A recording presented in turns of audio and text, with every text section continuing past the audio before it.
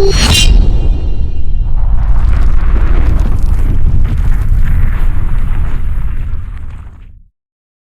जाइए 54F में। Section 54F की अगर हम लोग बात करें तो यहां पे एलिजिबिलिटी क्राइटेरिया वही है, एसएससी का इंडिविजुअल एचयूएफ होना जरूरी है जैसा 54 में था। इसको भी एक लॉन्ग टर्म कैपिटल गेन आना चाहिए, इसको भी एक लॉन्ग टर्म कैपिटल गेन आना चाहिए, लेकिन कहां से? Transfer from long term capital asset other than residential house property. क्योंकि अगर मैं रेजिडेंशियल से लॉन्ग टर्म की बात करूंगा तो मैं 54 में चला जाऊंगा। तो लॉन्ग टर्म कैपिटल गेन आना यहां भी चाहिए, ट्रांसफर से आना चाहिए, लेकिन क्या ट्रांसफर करें? तो कहता है residential house property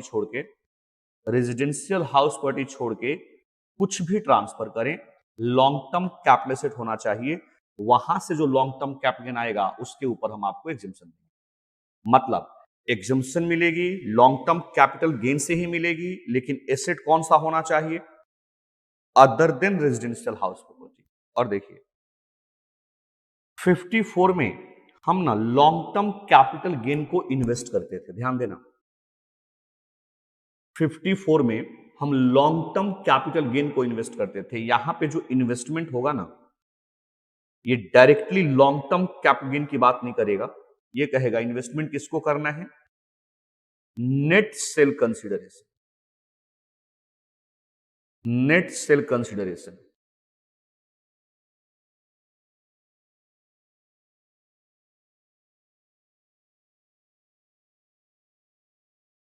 net cell consider exemption आपको लॉन्ग टर्म कैपिटल गेन से ही मिलेगी, नो डाउट। जो इनकम है वहीं से एग्जम्पशन आपको मिलेगा, लॉन्ग टर्म कैपिटल गेन से ही मिलेगा। लेकिन इन्वेस्टमेंट कहां पे करना है? इन्वेस्टमेंट किसका करना है? तो net sale consideration arise from sale of long term capital asset. तो इन्वेस्टमेंट आपको नेट सेल कंसिडरेशन को करना है। मेजर डिफरेंस यहां पे और 54 में यही है कि वहां पे हम कैपिटल गेन को इन्वेस्ट करते थे और उसके बेसिस पे हमें एग्जम्पशन मिल जाती है। लेकिन यहां पे हमें इन्वेस्टमेंट किसका करना है? यहां पे हमें इन्वेस्टमेंट करना है नेट सेल कंसिडरेशन। जैसे मान लीजिए आपको लॉन्ग टर्म कैपिटल गेन आया था, आपने कुछ ज्वेलरी सेल किया, आपने ज्वेलरी सोल्ड किया, मान लीजिए 37 करोड़ 50 लाख का, ठीक है। एक्सपेंस ऑन ट्रांसफर था, एक्सपेंस ऑन ट्रांसफर था 50,000 का, और यहां से लॉन्ग टर्म कैपिटल गेन आपको 6 करोड़ का आया है। तो याद रखिए एग्जम्पशन तो हमको यहीं से मिलेगी, एग्जम्पशन हमको लॉन्ग टर्म कैपिटल गेन से ही मिलेगी, लेकिन इन्वेस्टमेंट किसको करना है? 37 करोड़ 50 लाख, 37 नहीं, 37 crore 50 lakh. Expense on transfer मान लो 10 लाख, ठीक है, और लॉन्ग टर्म कैपिटल गेन आया 6 करोड़। तो देखो एग्जम्पशन तो हम लोग क्लेम करेंगे लॉन्ग टर्म से, लेकिन इन्वेस्टमेंट करना है नेट सेल कंसिडरेशन को। देखो सेल कंसिडरेशन कितना है? 37 करोड़ 50। जैसे ही हम एक्सपेंस ऑन ट्रांसफर घटा लेंगे यहां पे आ जाएगा net sale consideration. Net sale consideration कितना? तो 37 करोड़ 40 लाख, है ना।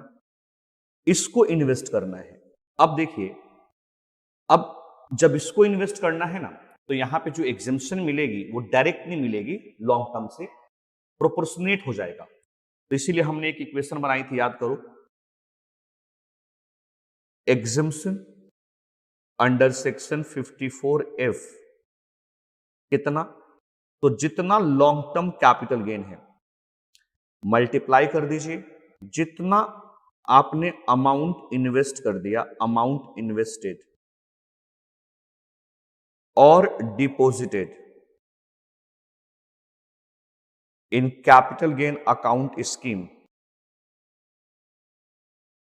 within the due date of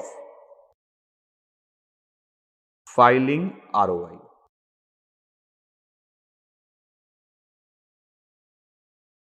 Long term capital gain amount invested deposited in capital gain account scheme within the due date of filing ROI. Net sale consideration. Net sale consideration. Net sale consideration. मतलब यहां पे direct long term capital gain को invest नहीं करना, इसीलिए proportionate exemption आपको देनी है। जितना लॉन्ग टर्म कैपिटल गेन आएगा आपका, जैसे इस केस में मान लीजिए हमारा 6 करोड़ का लॉन्ग टर्म कैपिटल गेन आएगा, तो 6 करोड़ का ना प्रोपोर्शनेट एग्जम्पशन आपको मिलेगी। मान लीजिए आपने 24 करोड़ रुपया इन्वेस्ट कर दिया रिटर्न फाइल होने तक मकान बनाने में, या कैपिटल गेन अकाउंट स्कीम में जमा कर दिया, तो 24 और फिर डिवाइड करेंगे नेट सेल कंसिडरेशन से, 37 करोड़ 40 लाख। जितना अमाउंट आएगा हम उतने की एग्जम्पशन दे देंगे। कोई कैलकुलेटर लेके बैठा है क्या? अगर कोई बच्चा कैलकुलेटर लेके बैठा है तो बता दो प्लीज। 6 करोड़ का इन्वेस्टमेंट नहीं करना, इसीलिए यहां डायरेक्ट एग्जम्पशन नहीं दी जा रही है। 54F कहता है कि जो आपका नेट सेल कंसिडरेशन है उसको इन्वेस्ट करो, और जिस प्रपोर्शन में आप उसको इन्वेस्ट करोगे उसी प्रपोर्शन में हम आपको कैपिटल गेन की एग्जम्पशन दे देंगे। तो आपने 37 करोड़ 40 लाख में से 24 करोड़ इन्वेस्ट किया, तो जितना परसेंट इन्वेस्ट किया उतना परसेंट ही एग्जम्पशन आपको लॉन्ग टर्म कैपिटल गेन से मिलेगा। तो 6 crore multiply 24 crore divide by 37 crore 40 lakh, what will be the amount? Please confirm.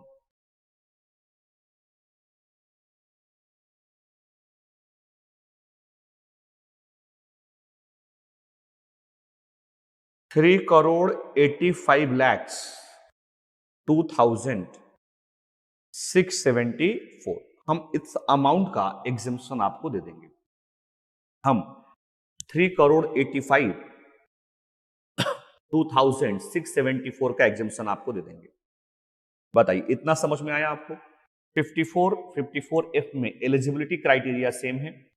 वहां पे रेजिडेंशियल हाउस प्रॉपर्टी हम ट्रांसफर करते थे, यहां पे ट्रांसफर करना है any long term capital asset other than house property. 674 का हम आपको एग्जम्पशन दे देंगे। यहां तक समझ में आया 54F? अब सोचिए यहां पे भी कहानी वही है। देखो अगर हम 54F पढ़ना शुरू करें ना, तो देखिए क्या कहता है। एलिजिबल एसएससी कौन होना चाहिए? इंडिविजुअल एचयूएफ होना चाहिए, बिल्कुल 54 की तरह। एसेट ट्रांसफर क्या करना है? Any long term capital asset other than residential house property. Residential house property को छोड़ के कोई भी long term capital asset transfer करिए। देखिए लिखा है long term capital asset other than residential. Exemption not available, ये हम बाद में पढ़ देंगे, ये इतना रिलेवेंट नहीं है अभी आपके लिए। आगे चलिए।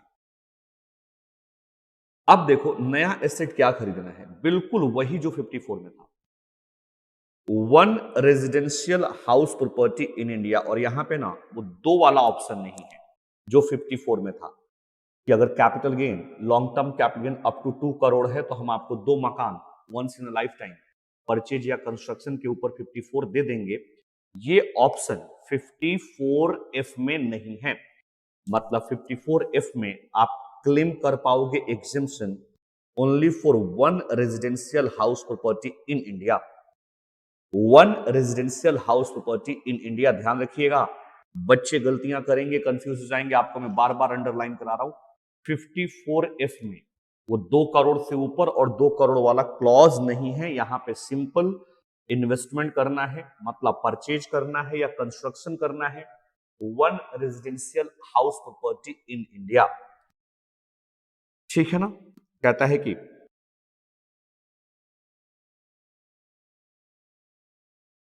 If the SSC purchase within a period of 2 years or construction within a period of 3 years after the date of transfer any residential house, ये भी एक कंडीशन है, इसको अभी बाद में पढ़ेंगे, पहले प्लेन प्रोविजन खत्म करते हैं। इन्वेस्टमेंट कितना करना है? Net consideration on the earlier asset transfer, जो आपने long term capital asset transfer किया है उस पे जो नेट कंसिडरेशन आया था ना, उसको याद रखिए। इन्वेस्टमेंट नेट कंसिडरेशन को करना है, एग्जेम्पशन तो लॉन्ग टर्म से ही मिलेगा। एग्जेम्पशन तो आपको लॉन्ग टर्म कैपिटल गेन से ही मिलेगा, लेकिन इन्वेस्टमेंट क्या करना है? Net consideration. और इस फार्मूले को याद रखिएगा, अगर एग्जाम में 54F का कॉम्प्रिहेंसिव क्वेश्चन नहीं आया तो इस फार्मूले के बेसिस पे आपसे ट्रू फॉल्स पूछ सकता है, इसके बेसिस पे एमसीक्यू पूछ सकता है। कहता है देखो, long term capital gain multiply कर दीजिए अमाउंट इन्वेस्टेड और likely to invested in residential house property on और बिफोर द फाइलिंग रिटर्न। जितना पैसा, याद रखिए क्रूशियल डेट क्या है? Due date of filing return. Return file होने तक जितना पैसा आप इन्वेस्ट कर देंगे, कैपिटल गेन अकाउंट स्कीम में डिपॉजिट कर देंगे, हम उसके बेसिस पे आपको एग्जेम्पशन दे देंगे इस प्रपोर्शन में, नेट सेल कंसिडरेशन के प्रपोर्शन में। तो इसको यूज करके हम लोगों ने एग्जेम्पशन ले लिया।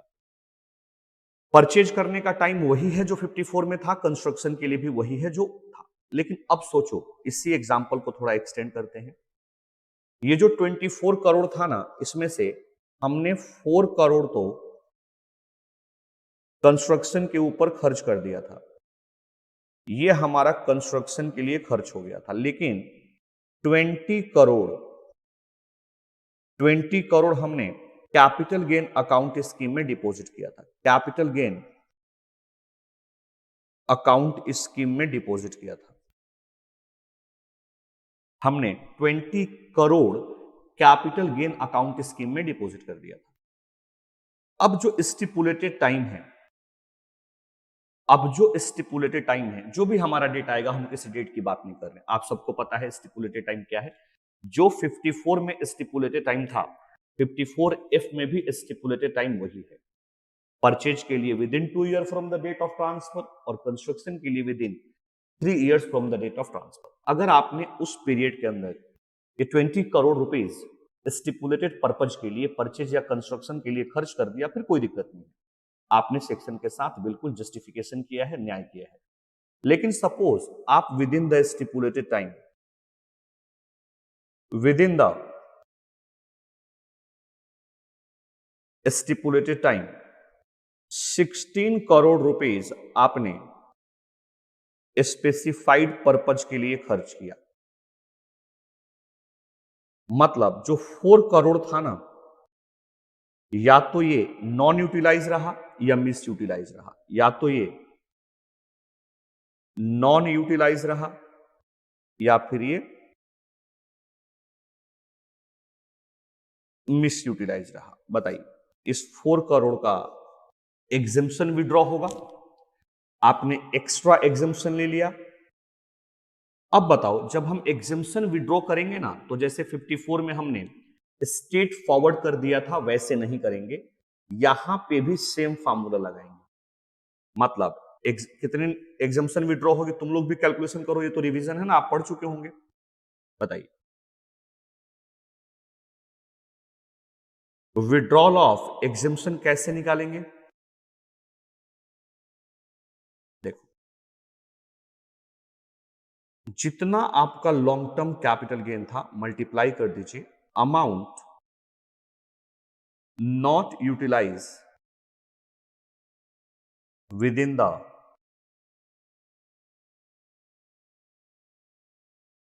स्टिपुलेटेड टाइम और डिवाइड कर दीजिए नेट सेल कंसिडरेशन। अब long term capital gain 6 crore का था, अमाउंट यूज नहीं हुआ 4 करोड़,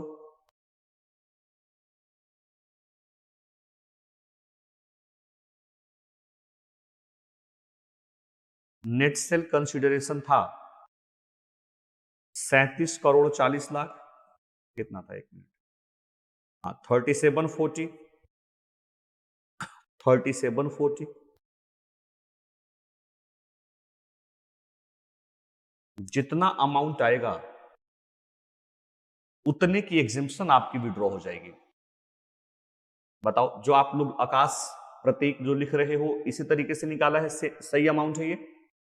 जो 64,17,112 आपने कैलकुलेट किया, वो इसी फार्मूले को यूज करके किया। मुदित, जो भी लोग बता रहे हो, मैं लिख दूं आपका वाला amount, 6 crore multiply by 4 crore divide by 3740। Yes, तो 64 लैक्स 17,112 का विड्रॉल हो जाएगा। इतनी एग्जेम्पशन आपकी विड्रॉ हो जाएगी। ये एग्जेम्पशन हम आपकी विड्रॉ कर देंगे। दिया भी था प्रोपोर्शनेट और विड्रॉ भी करेंगे प्रोपोर्शनेट। जिस फार्मूले से दिया था उसी फार्मूले से विड्रॉ होगा। लेकिन ये विड्रॉ तभी होगा जब विद इन स्टिपुलेटेड टाइम आप उस अमाउंट को, जो भी आपने कैपिटल गेन अकाउंट स्कीम में डाला है, आप उसको यूज ना करें, नॉन यूटिलाइज रह गया हो वो, या मिस यूटिलाइज हो। अब देखिए, एग्जेम्पशन विड्रॉ हो गई। यहां पे भी कंडीशन क्या है कि जो नया मकान आपने बनवाया है या खरीदा है, जिसके ऊपर आपने 54 क्लेम किया है, 54F क्लेम किया है, 3 इयर्स का लॉक इन पीरियड है। आप उसको 3 साल तक नहीं बेच सकते। आप उसको 3 साल तक नहीं बेच सकते, मतलब यहां पे भी लॉक इन पीरियड कितना है? 3 इयर्स का लॉक इन पीरियड। ठीक है, अगर बेच दिया तो क्या होगा? तो कहता है कि देखिए, अगर आपने 3 साल के अंदर बेच दिया तो 54F में जितनी एग्जेम्पशन आपने ली थी वो सेपरेट टैक्स होगा, और बेचने से जो कंसिक्वेंस आएंगे, शॉर्ट टर्म लॉन्ग टर्म जो भी आएगा, वो अलग टैक्स होगा। मतलब 54 में जैसे हम कॉस्ट में से रिड्यूस करते थे एग्जेम्पशन, यहां कॉस्ट में से रिड्यूस नहीं करना है। देखो, साफ साफ बोल रहे हैं, capital gain on new asset shall be tax separately.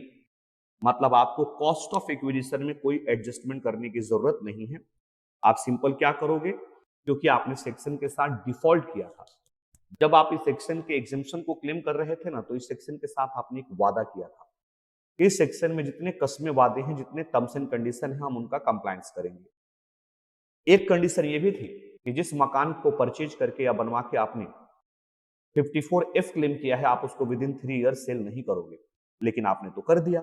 तो बताइए, वादा खिलाफी हो गई ना, कस्में वादे टूट गए, तो हम आपका एग्जेम्पशन विड्रॉ कर लेंगे, क्योंकि एग्जेम्पशन ना ट्रस्ट के ऊपर डिपेंड था, और ट्रस्ट क्या था कि आप इस कंडीशन को फुलफिल करेंगे। तो एग्जेम्पशन विड्रॉ हो जाएगी सेपरेटली, और बेचने से 3 साल के अंदर जो बेचने के कंसिक्वेंस होंगे वो अलग होंगे। Long term capital gain exempted under section 54F shall be chargeable to tax as a long term capital gain in the year of transfer। एक बात सही से बताना तुम लोग, है ना, ये मत सोचना कि मुझे अच्छा लग रहा है बुरा लग रहा है, क्योंकि मैं सोचता हूं कई बार ना कि अगर मैं आके तुम्हारे साथ बैठा हूं, 1 घंटा हो गया, 2 सेक्शन मैंने रिवाइज करा दिए, बच्चा इसमें और ज्यादा रिवाइज अपने आप कर सकता था, तो कहीं ऐसा तो नहीं कि मैं टाइम वेस्ट कर देता हूं। कई बार ये सोच के ना मैं आता भी नहीं रिवीजन कराने के लिए, यार ऐसा ना हो बच्चा अपनी स्पीड से कर रहा हो और मैं बैठूं वही चीज मैं रिपीट करूं जो पहले पढ़ा दिया हो सकता है उस 1 घंटे में वो 4 सेक्शन और कर ले।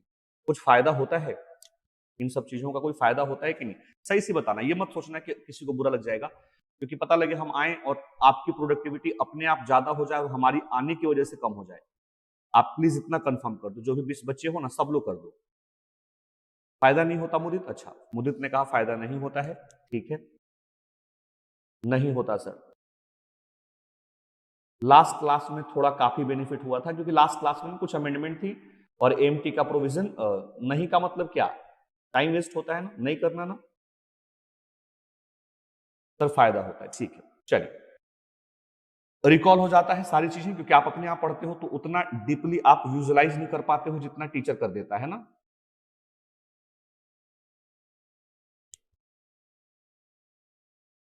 है ना, इसलिए कि आप उतनी चीजें विजुअलाइज नहीं कर पाते जितना टीचर करा देता है। ओके, तो चलिए, 54F और 54 के अंदर डिफरेंस समझ में आया? 50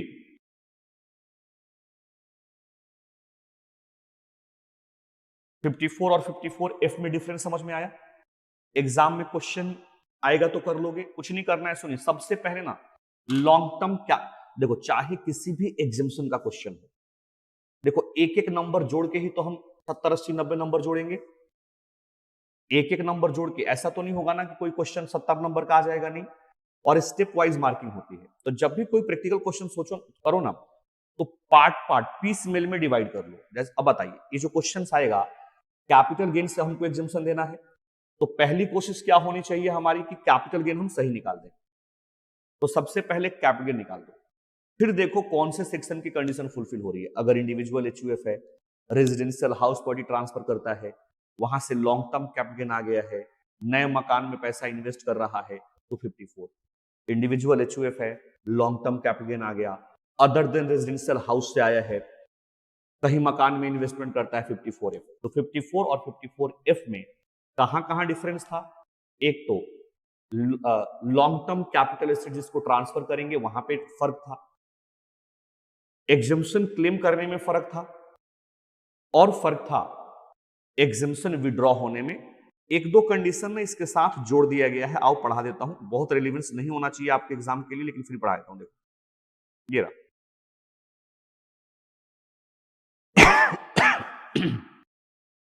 exemption under section 54F shall not available in the following cases। देखो, on the date of transfer of long term capital, मान लीजिए आप आज ज्वेलरी बेच रहे हो और आपके दिमाग में चल रहा है कि यहां से जो लॉन्ग टर्म कैपिटल आएगा, मैं मकान खरीद के 54F क्लेम करूंगा। नहीं कर सकते। The should not own more than one residential house. जैसे मान लीजिए आज आप ज्वेलरी बेच रहे हो, आपके माइंड में है कि इससे जो लॉन्ग टर्म कैपिटल गेन आएगा वहां से मैं एग्जम्पशन क्लेम करूंगा 54F में। अगर आपके नाम पे as on the date of transfer, आज कैपिटल से ट्रांसफर कर रहे हो, आज अगर आपके नाम पे एक से ज्यादा रेजिडेंशियल हाउस प्रॉपर्टी है, तो आप एक और मकान खरीद के 54F क्लेम नहीं कर सकते। 54F क्लेम करने के लिए एसएससी के पास सिर्फ मैक्सिमम एक मकान होना चाहिए as on the date of transfer of asset. As on the date of transfer of asset, आज मैं शेयर बेच रहा हूं और शेयर बेच के मैंने डिसाइड किया कि जो भी लॉन्ग टर्म कैपिटल गेन आएगा यहां से मैं 54F क्लेम करूंगा। तो पहले शेयर बेचने वाले दिन मुझे अपना इंट्रोस्पेक्शन कर लेना है कि मेरे पास एक से ज्यादा रेजिडेंशियल हाउस प्रॉपर्टी तो नहीं है। अगर मेरे पास ऑलरेडी एक है तो एक खरीद के मुझे 54F मिल जाएगा, लेकिन मेरे पास अगर दो है, मेरे पास का मतलब मेरे नाम से, मेरे घर में किसी और के नाम से है, मुझे फर्क नहीं पड़ता है। मेरे अपने नाम पे अगर आज के दिन दो रेजिडेंशियल हाउस प्रॉपर्टी है तो मुझे 54F नहीं मिलेगा, एक है चलेगा। Purchase any residential house other than new house within a period of 2 year after the date of transfer. अब सुनिए, अब 1+1 अलाउड है, लेकिन ये जो 1+1 का स्टेटस है ना, ये आपको मेंटेन करके रखना है अगले 2 साल अगर आप परचेज करते हो। सुनिएगा, मेरे पास पहले से एक मकान था, मैंने एक मकान और खरीद के या बनवा के 54F क्लेम कर लिया, तो याद रखना है जिस कैपिटल एसेट को बेच के मैंने एग्जम्पशन क्लेम किया था, उसके डेट ऑफ ट्रांसफर के 2 साल तक मैं कोई और नया मकान नहीं बना सकता, तीसरा नहीं बना सकता, और विद इन 3 ईयर तीसरा कंस्ट्रक्ट भी नहीं कर सकता। मतलब दो मकान का जो स्टेटस है ना, परचेज के केस में 2 साल और बनवाने के केस में 3 साल तक उस कंडीशन को फुलफिल रखना है। अगर आपने उस दो के अलावा तीसरा मकान इस पीरियड में बना लिया तो आपकी एग्जाम्पशन विड्रॉ हो जाएगी। आ सकता है इसके ऊपर एमसीक्यू, एक बार तीनों रीड करके कंफर्म कर दो कि क्लियर है कि नहीं।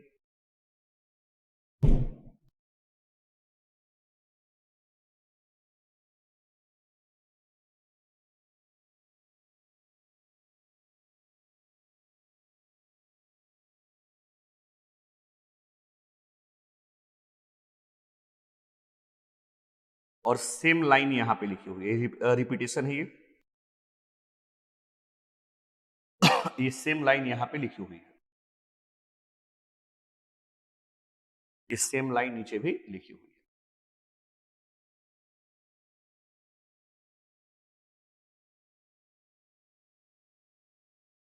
ठीक है, चलिए। तो ये आपका 54F था। दोनों को साथ में रिवाइज करना, कुछ जगह पे डिफरेंसेस हैं लेकिन कुछ जगह सिमिलरिटी भी है।